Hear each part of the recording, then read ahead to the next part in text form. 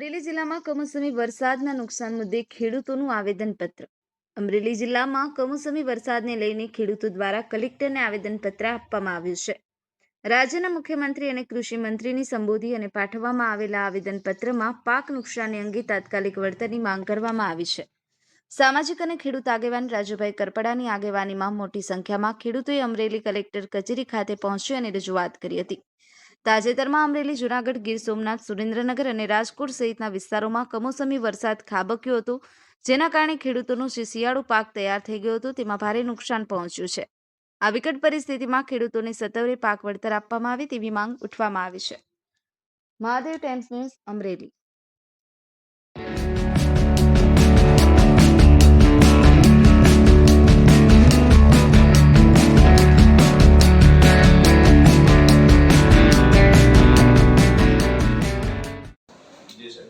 અમે ખેડૂત સંકલ્પ યાત્રા લઈને નીકળ્યા છીએ.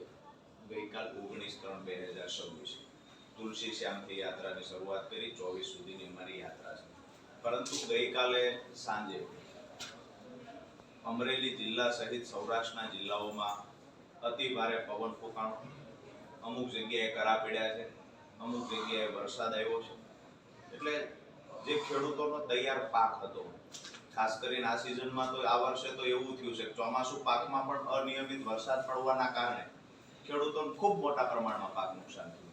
હવે એ પાક નુકસાન ભરપાઈ કરવા માટે થઈ અને ખેડૂતે શિયાળુ પાકનું વાવેતર વધાર્યું, પાક તૈયાર કરવા માટે મહેનત કરી, તમામ પ્રકારના ખર્ચ કર્યા, પાક તૈયાર થઈ ગયો અને વરસાદ પડ્યો એટલે કોઈનો ખેતરમાં પાક પલળી ગયો, કોઈનો ખળામાં પાક પલળી ગયો અને ખેડૂતો આજે અમરેલીમાં આવેદન આપવાનું શું છે? ખાસ કરીને ચાલુ વર્ષે ચોમાસું સિઝનમાં પણ અનિયમિત વરસાદના કારણે ખેડૂતોને મોટા પ્રમાણમાં પાક નુકસાન થયેલું. ખેડૂતોને ચોમાસું સિઝનમાં જે નુકસાન થયું છે એ ભરપાઈ કરવા માટે થઈ અને શિયાળુ પાકમાં તનતોડ મહેનત ખેડૂતોએ કરી. પુષ્કળ પ્રમાણમાં એટલે કે જે દર વર્ષે વાવેતર થતું એના કરતાં 1.5 ગણું વાવેતર આ વખતે ખેડૂતોએ કર્યું છે.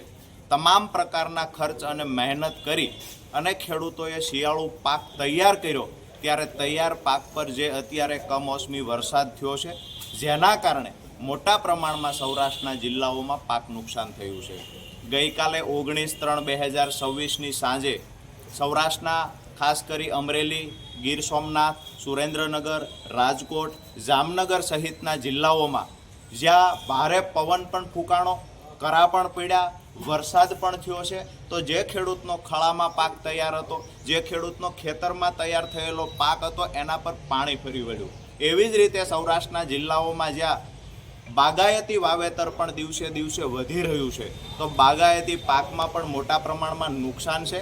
ત્યારે આજે અમે અમરેલી કલેક્ટર મારફતે મુખ્યમંત્રી અને કૃષિ મંત્રીને આવેદનપત્ર પાઠવ્યું છે કે તાત્કાલિક અસરથી સર્વે કરવામાં આવે અને ખેડૂતોને જે પાક નુકસાન થયું છે એ પાક નુકસાનનું વળતર તાત્કાલિક અસરથી ખેડૂતને ચૂકવવામાં આવે.